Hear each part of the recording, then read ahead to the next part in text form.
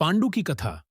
महाभारत के आदि पर्व के अनुसार एक दिन राजा पांडु आखेट के लिए निकलते हैं। जंगल में दूर से देखने पर उनको एक हिरण दिखाई देता है।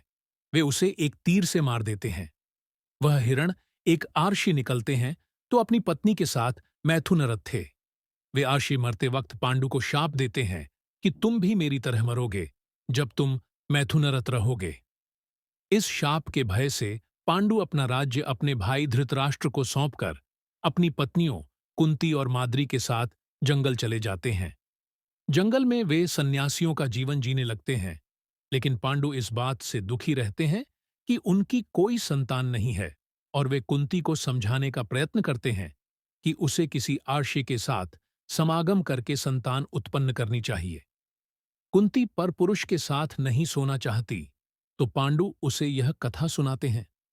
प्राचीन काल में स्त्रियां स्वतंत्र थीं और वे जिसके साथ चाहें उसके साथ समागम कर सकती थीं, जैसे पशु पक्षी करते हैं।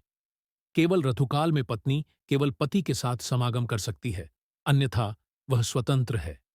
यही धर्म था जो नारियों का पक्ष करता था और सभी इसका पालन करते थे। एक उद्दालक नाम के प्रसिद्ध मुनि थे, जिनका श्वेतकेतु नाम का एक पुत्र था। एक बार जब श्वेतकेतु अपने माता पिता के साथ बैठे थे, एक ब्राह्मण आया और श्वेतकेतु की मां का हाथ पकड़कर बोला, आओ चलें। अपनी मां को इस तरह जाते हुए देखकर श्वेतकेतु बहुत क्रुद्ध हुए, किंतु पिता ने उनको समझाया कि नियम के अनुसार स्त्रियां गायों की तरह स्वतंत्र हैं, जिस किसी के भी साथ समागम करने के लिए। इन्हीं श्वेतकेतु के द्वारा फिर यह नियम बनाया गया कि स्त्रियों को पति के प्रति वफादार होना चाहिए और परपुरुष के साथ समागम करने का पाप भ्रूण हत्या की तरह होगा। पांडु और भी कथाएं सुनाते हैं और कुंती को विश्वास दिला देते हैं कि परपुरुष के साथ संतान पैदा करने से उन्हें पाप नहीं लगेगा।